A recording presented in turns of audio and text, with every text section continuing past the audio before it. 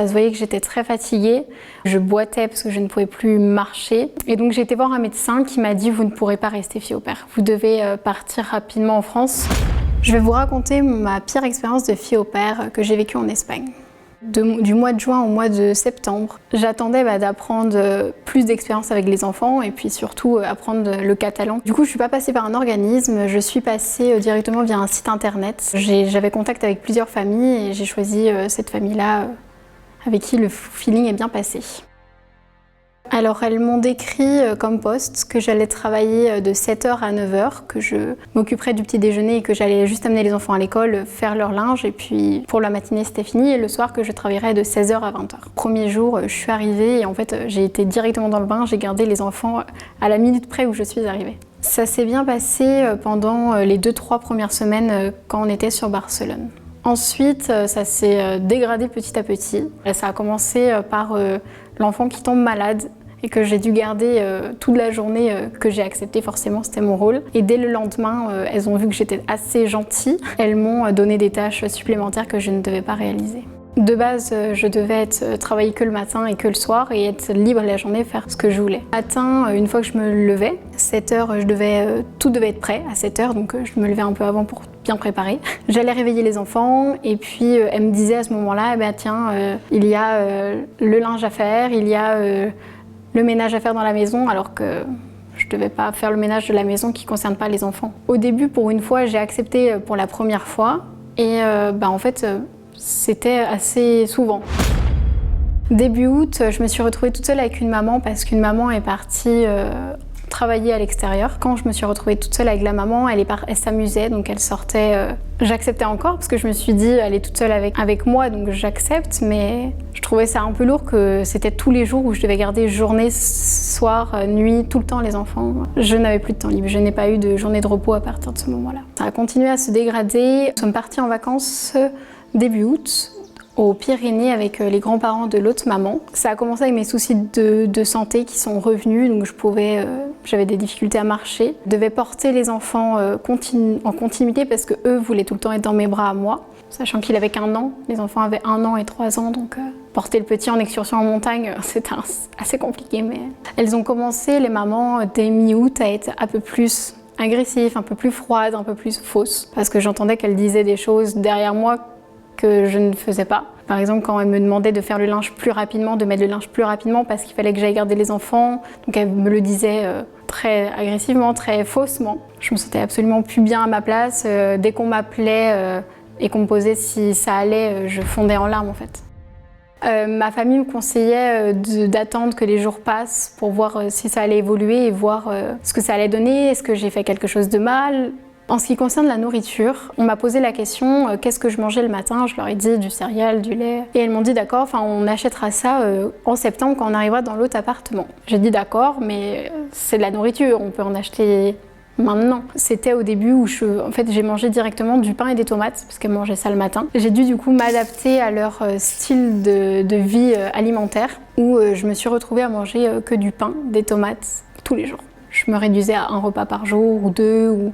Un jour, j'ai même fait un gâteau avec les enfants, avec tous les cousins, cousines, les enfants. Et arrive l'heure du goûter, donc la tante va couper le gâteau, elle propose à tout le monde et je dis est-ce que je peux en avoir un bout? Elle me dit non. Normalement, une fille au père a 1 jour ou 2 jours de repos par semaine et ça s'est dégradé à 0 jour de repos. Je n'avais plus d'argent non plus parce que le salaire qu'on me donnait était déjà bas et j'achetais de la nourriture pour manger en fait parce que j'avais faim. Je ne vivais que dans la maison, entourée de la famille, des enfants, parce que quand je sortais avec les enfants. C'est arrivé qu'un soir, je dois faire à manger pour les 12 personnes. Ils m'ont fait faire à manger de la viande. Tout ce que je ne mange pas, tout ce que je n'aime pas. Et ils m'ont dit, nous on va à la piscine, on va tous ensemble à la piscine, tu vas préparer à manger pour ce soir, tu dois préparer ça. J'ai fait à manger pour les 12 personnes. Niveau santé, à ce moment-là, ça se dégradait sur tout mon corps. J'avais mal aux bras, j'avais mal aux jambes, j'avais mal à toutes mes articulations. Et la famille m'a donc proposé d'aller voir un médecin. J'ai dit oui. Ça se voyait que j'étais très fatiguée. Je boitais parce que je ne pouvais plus marcher. Et donc j'ai été voir un médecin qui m'a dit, vous ne pourrez pas rester fille au père. Vous devez partir rapidement en France. 2 jours après, en fait, j'ai appelé mes parents pour annoncer cette fois-ci à mon père que ça se passait pas bien. Et quand j'ai annoncé ça à mon père, il m'a dit tu rentres en France, tu prends tes billets d'avion, tu rentres en France. Ensuite, fin août, nous sommes partis en vacances. Et la veille avant de partir en vacances, j'ai annoncé à la famille que je partirais. Et je leur ai dit du coup que je partais mi-septembre. Elles ont accepté directement, elles m'ont dit que c'était compréhensible, que je pouvais pas rester dans cet état-là. Elles ne se sont absolument pas senties coupables. Vraiment, elles étaient, de toute façon, pour ta santé, même pour nous, c'est handicapant, donc tu dois rentrer en fait. On arrive à Minorque avec les grands-parents que j'apprécie et ça se passe bien, on mange au restaurant midi et soir. Ils me payent le restaurant, mais je mangeais que des œufs parce qu'ils allaient dans des restaurants où il y avait que du poisson et de la viande. Donc c'est, encore une fois, je mange que la même nourriture pendant une semaine, des œufs. Et en fait, les moments au restaurant étaient très compliqués à vivre parce que on me demandait, les mamans, elles venaient me voir en me disant par contre tu te dépêches à manger parce que tu dois aller garder les petits au parc ou aller endormir le petit. Donc en fait, je finissais jamais mes assiettes pratiquement. Et donc j'ai appelé mes parents le soir que je devrais partir plus tôt, que je trouverais une solution. Et j'ai annoncé donc à la famille le lendemain que je partais 4 jours après. Dès ce jour-là, ils ont arrêté de me parler. Il n'y avait plus de bonjour, il n'y avait plus d'au revoir, il n'y avait plus de merci. C'était que des ordres. Manon, va mettre le linge à sécher. Manon, lave les affaires. Manon, fais ci. Manon, fais ça. Je me sentais vraiment absolument pas respectée. Je me sentais encore moins respectée que ce que j'avais, le peu que j'avais. Ensuite, il y a eu la soirée qui m'a dit vivement que tu partes. Dès le matin, en fait, elles m'ont dit, ou la veille, je sais plus, elles m'ont dit demain soir ou ce soir, on va au restaurant, on sort tous les 4. Tu gardes les enfants toute la nuit. Donc, dès le matin, je leur ai dit, vous couchez la petite, parce que la petite, je n'arrive pas à l'endormir. Elle ne me respecte pas. 18h30 arrive, Manon, tu peux aller faire les valises des petits, donc je vais faire les valises des petits. Ensuite, elles viennent me voir 19h et quelques. Manon, tu peux aller faire le bain des petits, donc je vais faire le bain des petits, toujours en étant bloquée du dos bien sûr. Je leur fais à manger, ils mangent, et ensuite 20h, les mamans les amènent dans leur lit et me disent maintenant tu les endors, nous on part. Elles ont juste fermé la porte de la maison, que les petits, les deux, ont hurlé, mais pendant 10 minutes, j'arrivais même pas à le calmer ni l'un ni l'autre. J'appelle les mamans, elles me disent la petite, tu la mets en bas, elle va regarder un livre, tu l'occupes. D'accord, donc je lui dis à la petite, elle part en bas, elle va s'occuper. J'essaye d'endormir le petit, 2h30 pour l'endormir. Je descends en bas, je vais voir la petite, je lui dis on lit un conte. Elle me dit j'ai faim, donc elle va manger. On lit un conte, je vais l'endormir et là, elle s'endort pas. 22h30, 23h30 et elle commence à s'endormir mais légèrement. Et le bruit dans le garage, parce qu'on avait un garage commun avec des voisins. J'essaye de rendormir la petite, elle me dit non, moi je veux pas dormir. Donc je redescends, je dis à maman que la petite reste avec moi en bas parce que je dois manger, il est minuit, je dois manger même si c'est qu'un bout de pain, je dois le manger. Les mamans sont arrivées, il était 2h30, 3h du matin et je devais me lever à ce moment-là à 6h du matin parce qu'on prenait l'avion le lendemain. Donc j'ai dormi 3-4 heures. Arrive 2 jours avant mon départ où elle me demande comment tu fais pour aller à Barcelone dans 2 jours.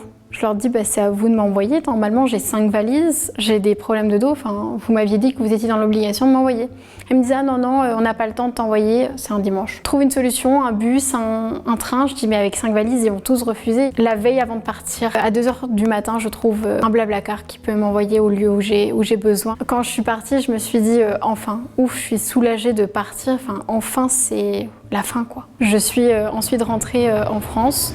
Et je me suis dit, je dois absolument faire entendre ce que j'ai vécu parce que fille au père, on voit que le positif alors qu'il y a du négatif aussi, il y a des situations compliquées. Je me suis plainte auprès du site où j'avais rencontré la famille et ils m'ont répondu qu'il y aurait, si je voulais, une confrontation, mais que de toute façon, à la fin, il n'y aurait rien. Donc je leur ai répondu, ça ne sert à rien de faire la confrontation si elle reste sur votre site à la fin et que de toute façon, elles ont déjà trouvé l'au pair qui va me remplacer. La famille aujourd'hui est toujours sur le site et actuellement une fille au pair qu'ils ont rencontrée sur le site. Forcément, des fois, je me dis, j'aurais dû être là-bas. Je veux revoir les petits loulous que j'ai gardés, qui parfois étaient très compliqués à garder, mais j'ai eu quand même un lien fort. Le petit m'appelait maman, donc c'était donc ma pire expérience en tant que fille au pair.